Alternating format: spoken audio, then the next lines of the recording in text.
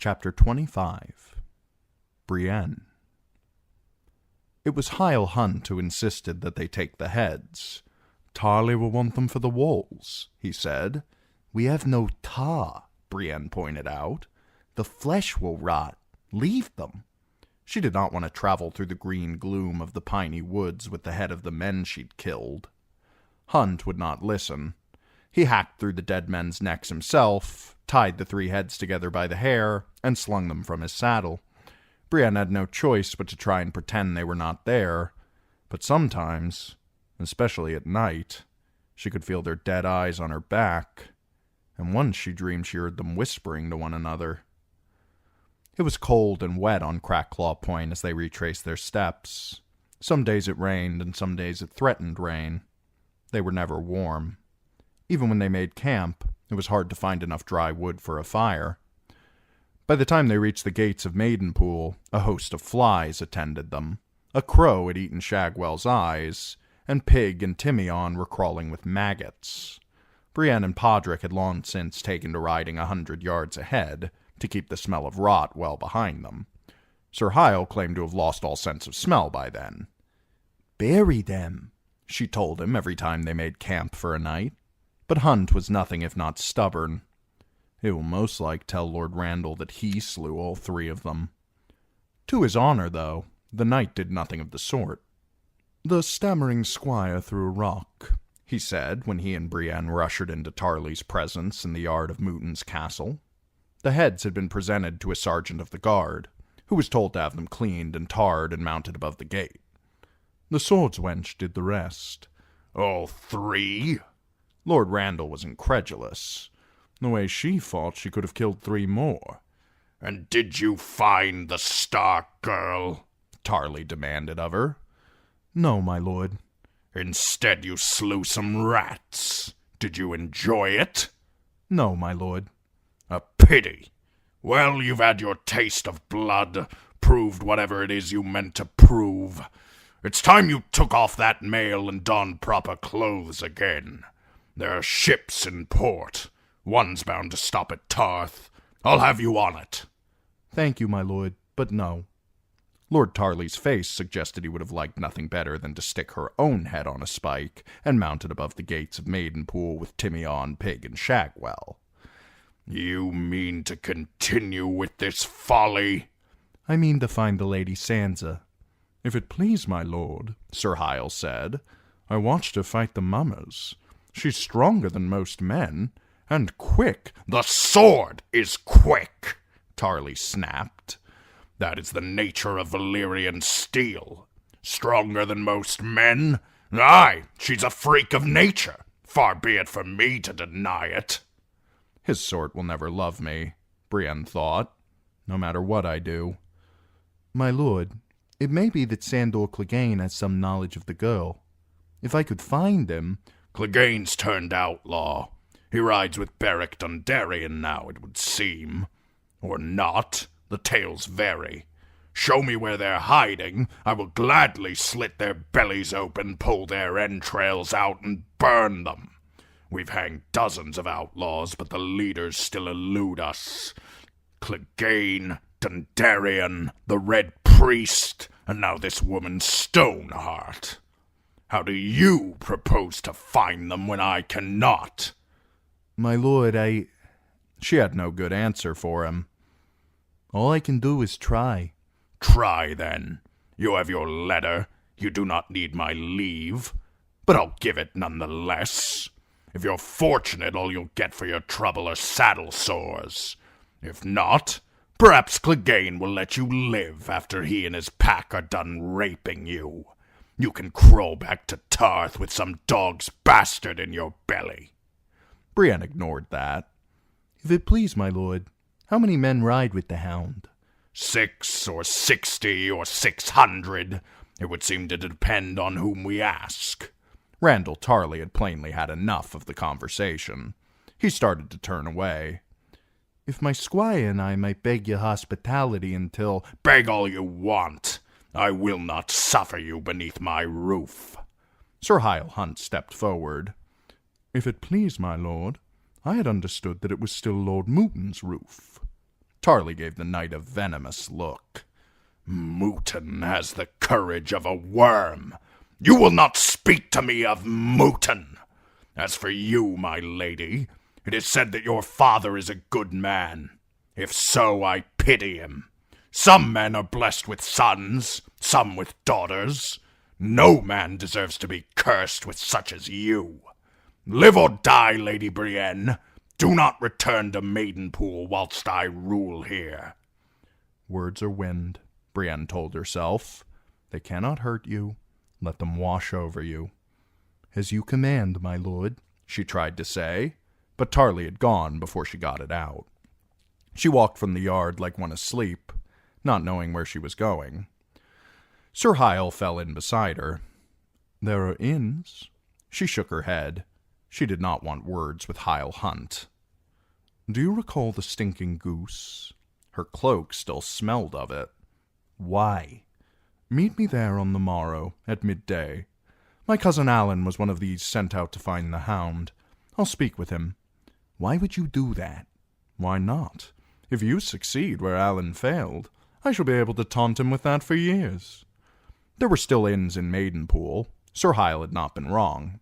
Some had burned during one sack or the other, however, and had yet to be rebuilt, and those that remained were full to bursting with men from Lord Tarly's host. She and Podrick visited all of them that afternoon, but there were no beds to be had anywhere.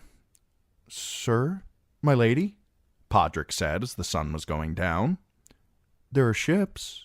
Ships have beds. Hammocks. Or bunks. Lord Randall's men still prowled the docks, as thick as the flies had been on the heads of the 3 bloody mummers, but their sergeant knew Brienne by sight and let her pass. The local fisherfolk were tying up for the night and crying the day's catch, but her interest was in the larger ships that plied the stormy waters of the narrow sea. 6 were in port, though one, a galleass called the Titan's Daughter, was casting off her lines to ride out on the evening tide. She and Podrick Payne made the rounds of the ships that remained. The master of the Goldtown Girl took Brienne for a whore and told them that his ship was not a bawdy house, and a harpooner on the Ibbenese whaler offered to buy her boy, but they had better fortune elsewhere. She purchased Podrick an orange on the Sea Strider, a cog just in from Old Town by way of Tyrosh, Pentos, and Duskendale. Goldtown next, her captain told her. Then surround the fingers to Sisterton and White Harbor if the storms allow. She's a clean ship, Strider. Not so many rats as most. And we'll have fresh eggs and new churned butter aboard. Is milady seeking passage north? No. Not yet. She was tempted, but... As they were making their way to the next pier, Podrick shuffled his feet and said, Sir? My lady? What if my lady did go home? My other lady, Sir, Lady Sansa. They burned her home. Still, that's where her gods are.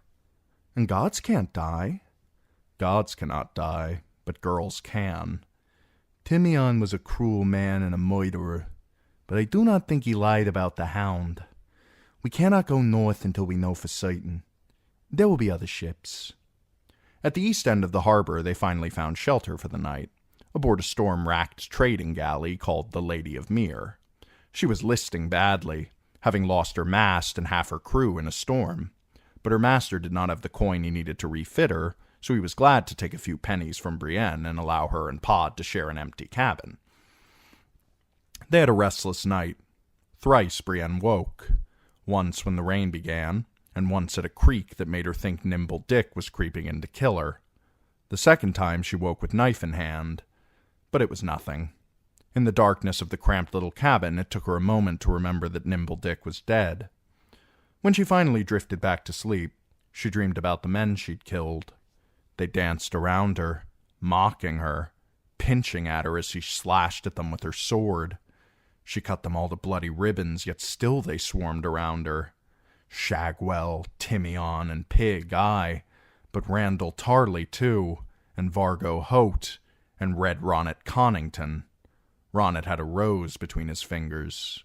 When he held it out to her, she cut his hand off. She woke sweating, and spent the rest of the night huddled under her cloak, listening to rain pound against the deck over her head. It was a wild night. From time to time she heard the sound of distant thunder, and thought of the Bravosi ship that had sailed upon the evening tide. The next morning she found the stinking goose again, woke its slatternly proprietor, and paid her for some greasy sausages, fried bread, half a cup of wine, a flagon of boiled water, and 2 clean cups. The woman squinted at Brienne as she was putting the water on to boil. "You're the big one went off with Nimble Dick. I remember. He cheat you? No. Rape you? No. Steal your horse? No. He was slain by outlaws. Outlaws?" The woman seemed more curious than upset. "I always figured Dick would hang, or get sent off to that wall."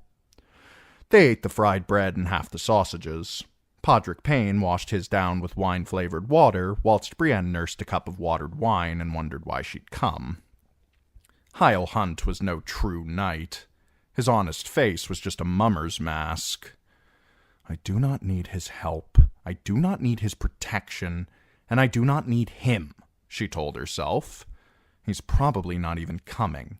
Telling me to meet him here was just another jape. She was getting up to go when Sir Hyle arrived. My lady, Podrick. He glanced at the cups and plates and the half-eaten sausages cooling in a puddle of grease and said, Gods, I hope you did not eat the food here. What we ate is no concern of yours, Brienne said. Did you find your cousin? What did he tell you? Sandor Clegane was last seen in Salt Pans the day of the raid. Afterward he rode west along the Trident. She frowned. The Trident is a long river. Aye, but I don't think our dog will have wandered too far from its mouth. Westeros has lost its charm for him, it would seem. At Salt Pans he was looking for a ship. Sir Hyle drew a roll of sheepskin from his boot, pushed the sausages aside, and unrolled it. It proved to be a map. The Hound butchered 3 of his brother's men at the old inn by the crossroads here. He led the raid on Salt Pans here. He tapped Salt Pans with his finger. He may be trapped. The Freys are up here at the Twins. Derry and Harrenhal are south across the Trident. West he's got the Blackwoods and Brackens fighting. And Lord Randall's here at Maidenpool. The high road to the Vale is closed by snow, even if he could get past the mountain clans. Where's a dog to go? If he is with Dundarian, he's not. Alan is certain of that. Dundarian's men are looking for him too. They've put out word that they mean to hang him for what he did at Salt Pans. They had no part of that. Lord Randall is putting it about that they did in hopes of turning the Commons against Beric and his brotherhood. He will never take the Lightning Lord so long as the small folk are protecting him. And there's this other band, led by this woman Stoneheart. Lord Beric's lover, according to one tale. Supposedly she was hanged by the Freys, but Dundarian kissed her and brought her back to life, and now she cannot die no more than he can. Brienne considered the map. If Clegane was last seen at Salt Pans, that would be the place to find his trail. There is no one left at Salt Pans but an old knight hiding in his castle, Alan said. Still, it would be a place to start. There's a man, Sir Hyle said. A septon. He came in through my gate the day before you turned up. Maribold, his name is. River-born and river-bred, and he served here all his life. He's departing on the morrow to make his circuit, and he always calls at Salt Pans. We should go with him. Brienne looked up sharply. We? I'm going with you. You're not. Well, I'm going with Septon Maribold to Salt Pans. You and Podrick can go wherever you bloody well like. Did Lord Randall command you to follow me again? He commanded me to stay away from you. Lord Randall is of the view that you might benefit from a good hard raping. Then why would you come with me? It was that or return to gate duty. If your lord commanded, he is no longer my lord. That took her aback. You left his service? His lordship informed me that he had no further need of my sword or my insolence. It amounts to the same thing. Henceforth I shall enjoy the adventuresome life of a hedge knight. Though if we do find Sansa Stark, I imagine we will be well rewarded. Gold and land, that's what he sees in this. I mean to save the girl, not sell her. I swore a vow. I don't recall that I did. That is why you will not be coming with me. They left the next morning, as the sun was coming up. It was a queer procession. Sir Hyle on a chestnut courser, and Brienne on her tall grey mare, Podrick Payne astride his swayback stot, and Septon Maribald walking beside them with his quarterstaff, leading a small donkey and a large dog. The donkey carried such a heavy load that Brienne was half afraid its back would break. "Food for the poor and hungry of the Riverlands," Septon Maribald told them at the gates of Maidenpool. "Seeds and nuts and dried fruit, oaten porridge, flour, barley bread, 3 wheels of yellow cheese from the inn by the Fool's Gate, salt cod for me, salt mutton for dog. Oh, and salt. Onions, carrots, turnips, 2 sacks of beans, 4 of barley, and 9 of oranges. I have a weakness for the orange, I confess. I got these from a sailor, and I fear they will be the last I'll taste till spring." Maribald was a septon without a sept, only 1 step up from a begging brother in the hierarchy of the faith. There were hundreds like him, a ragged band whose humble task it was to trudge from one fly-speck of a village to the next, conducting holy services, performing marriages, and forgiving sins. Those he visited were expected to feed and shelter him, but most were as poor as he was, so Maribald could not linger in one place too long without causing hardship to his hosts. Kindly innkeeps would sometimes allow him to sleep in their kitchens or their stables, and there were septries and holdfasts and even a few castles where he knew he would be given hospitality. Where no such places were at hand, he slept beneath the trees or under hedges. "There are many fine hedges in the Riverlands," Maribald said. "The old ones are the best. There's nothing beats 100-year-old hedge. Inside one of those a man can sleep as snug as at an inn, and with less fear of fleas."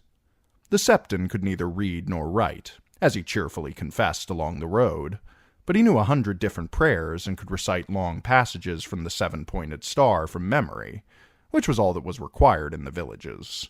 He had a seamed, wind-burnt face, a shock of thick gray hair, and wrinkles at the corners of his eyes. Though a big man, 6 feet tall, he had a way of hunching forward as he walked that made him seem much shorter. His hands were large and leathery, with red knuckles and dirt beneath the nails, and he had the biggest feet that Brienne had ever seen, bare and black and hard as horn. "I've not worn a shoe in 20 years, he told Brienne. "The first year I had more blisters than I had toes, and my soles would bleed like pigs whenever I trod on a hard stone. But I prayed, and the cobbler above turned my skin to leather." "There is no cobbler above," Podrick protested. "There is, lad, though you may call him by another name. Tell me, which of the 7 gods do you love best?" "The warrior," said Podrick without a moment's hesitation. Brienne cleared her throat. "At evenfall, my father's septon always said that there was but one god." "One god with 7 aspects. That's so, my lady, and you are right to point it out. But the mystery of the 7 who are one is not easy for simple folk to grasp, and I am nothing if not simple, so I speak of 7 gods." Maribald turned back to Podrick. "I've never known a boy who did not love the warrior. I'm old, though, and being old, I love the smith. Without his labor, what would the warrior defend? Every town has a smith, and every castle.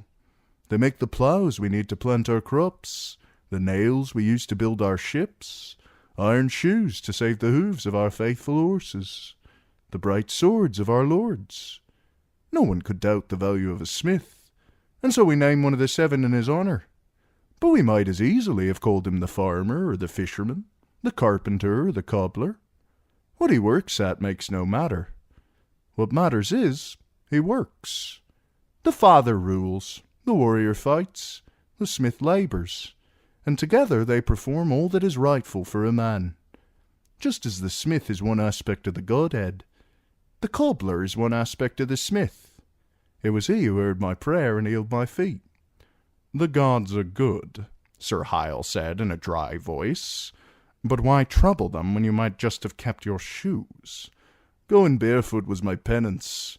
Even holy septons can be sinners, and my flesh was weak as weak could be.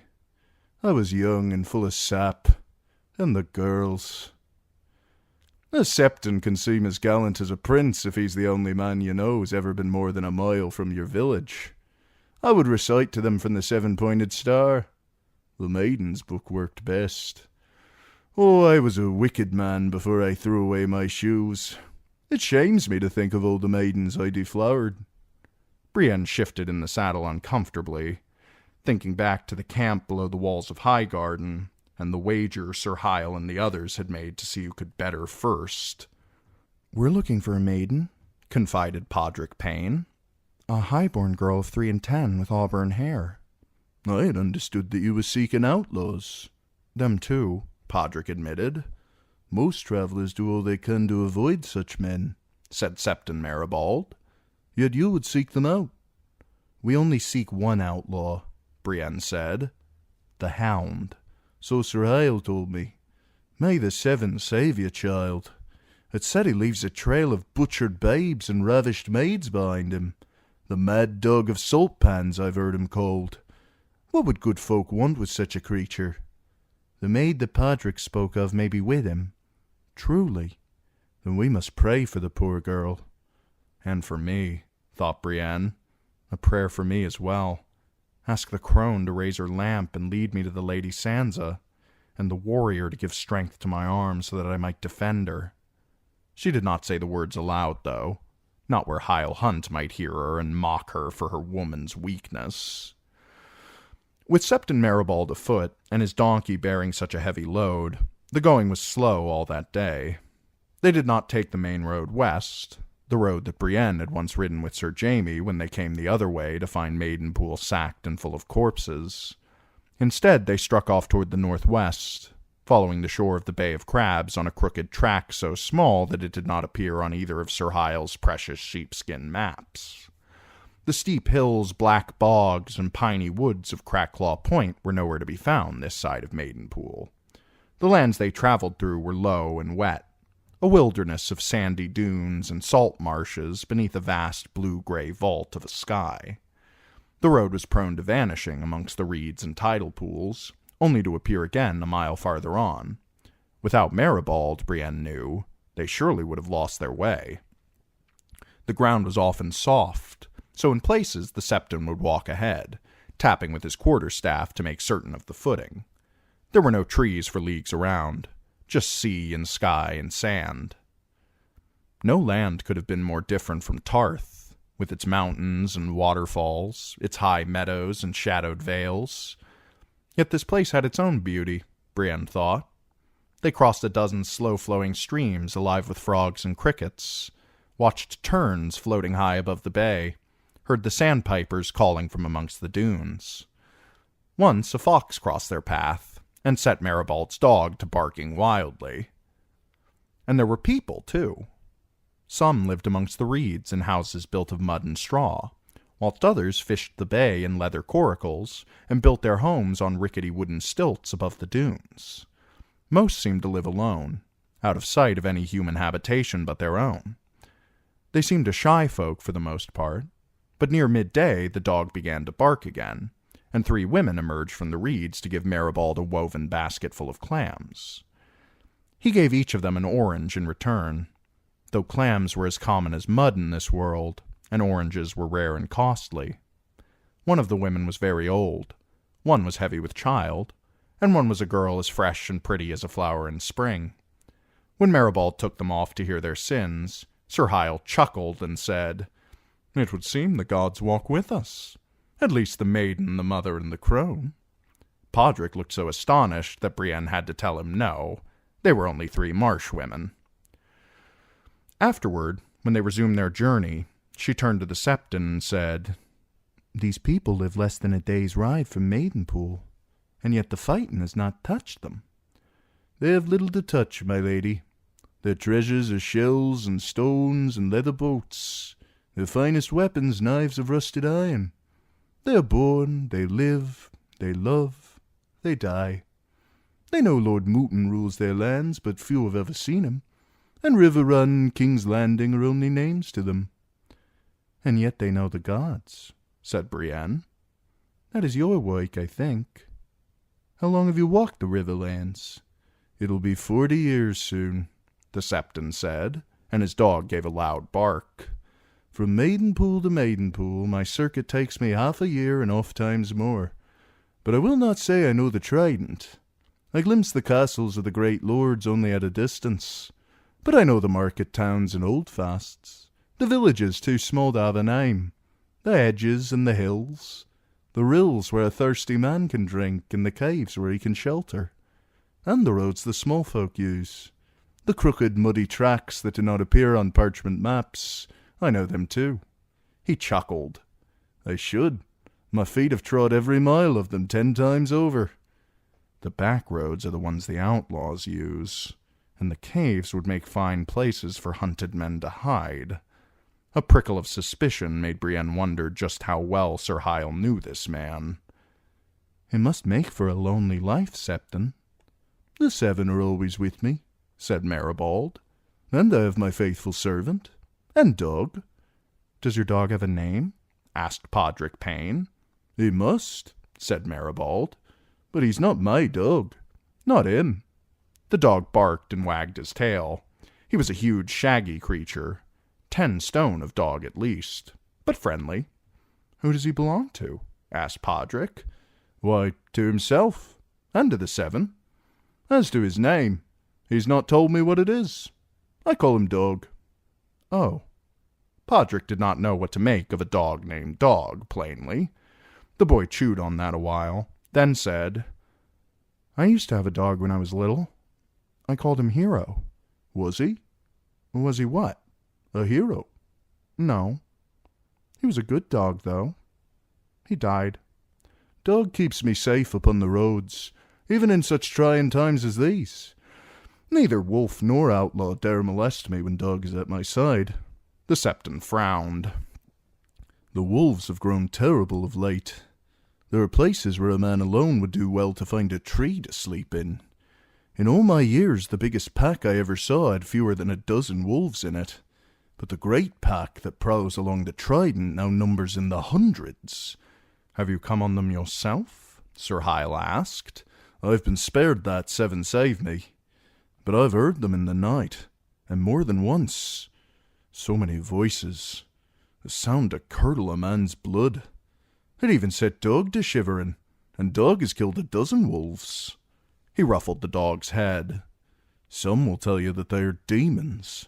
They say the pack is led by a monstrous she-wolf, a stalking shadow, grim and grey and huge.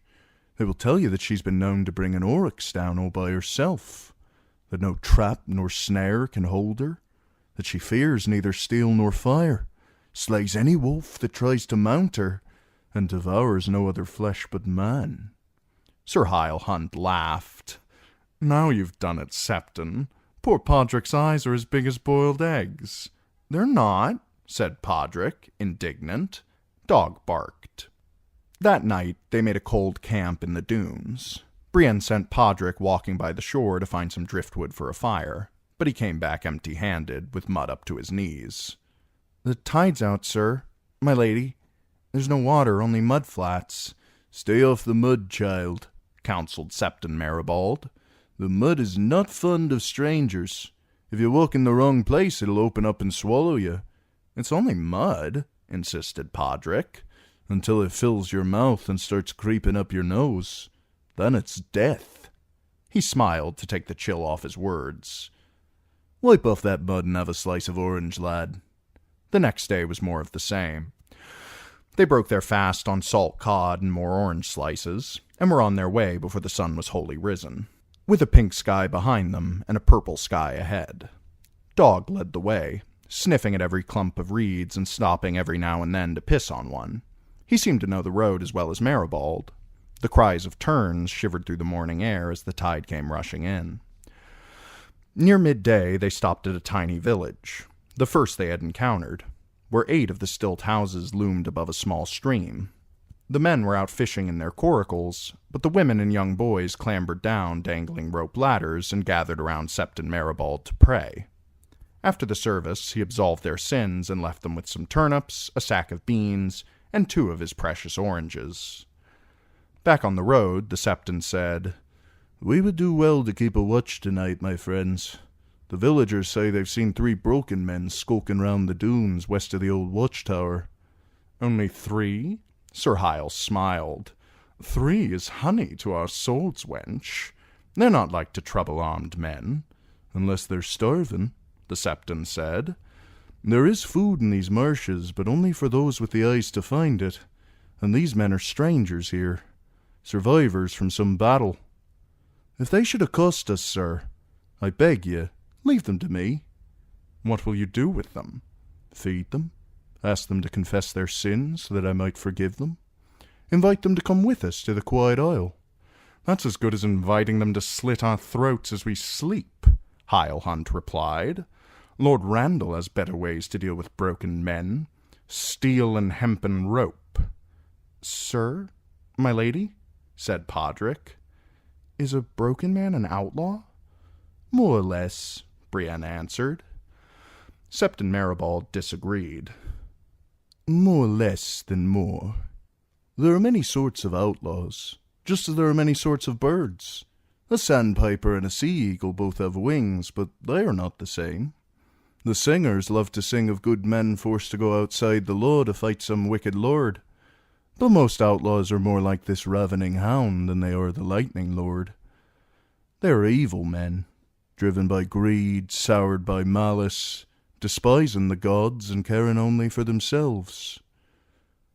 Broken men are more deserving of our pity, though they may be just as dangerous.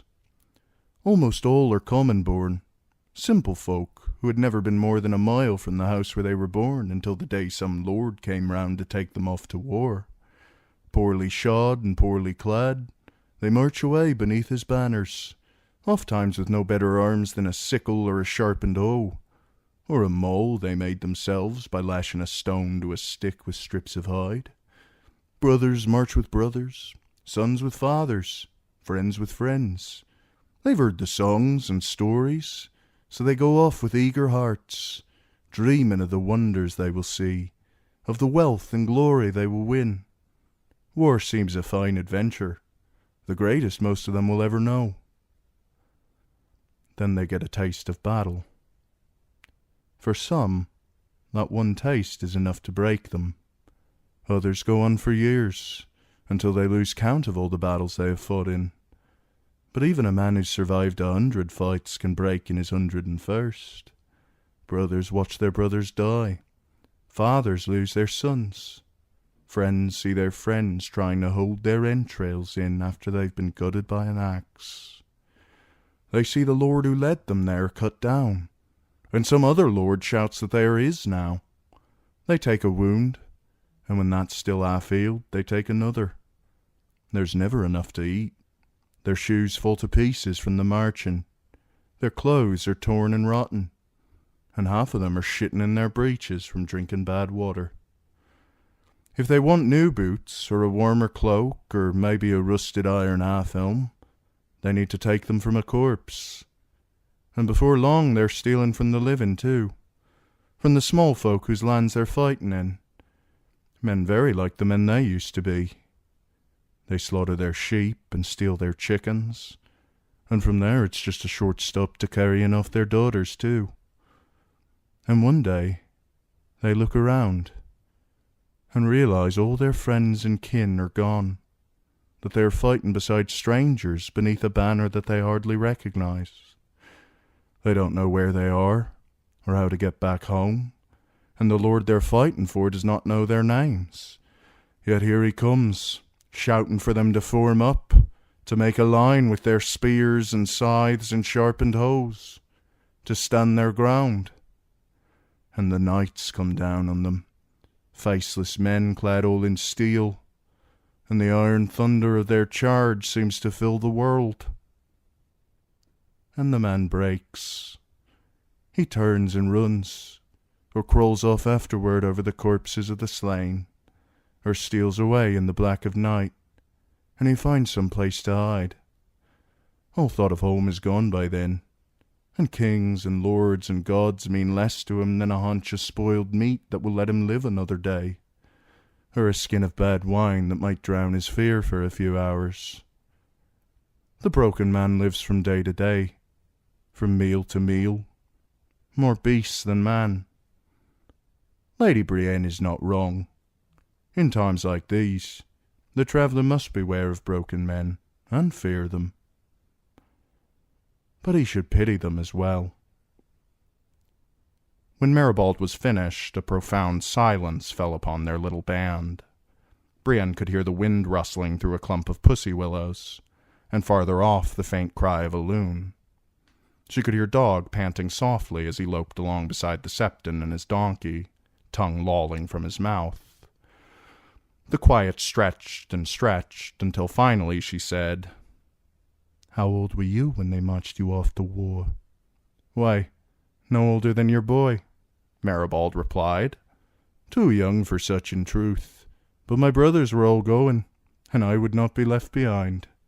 Willem said I could be his squire, though Will was no knight, only a pot-boy armed with a kitchen knife he'd stolen from the inn.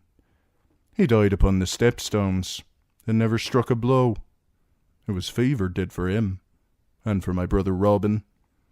Owen died from a mace that split his head apart, and his friend John Pox was hanged for rape." "The War of the Ninepenny Kings?" asked Hyle Hunt. "So they called it, though I never saw a king, nor earned a penny. It was a war, though. That it was."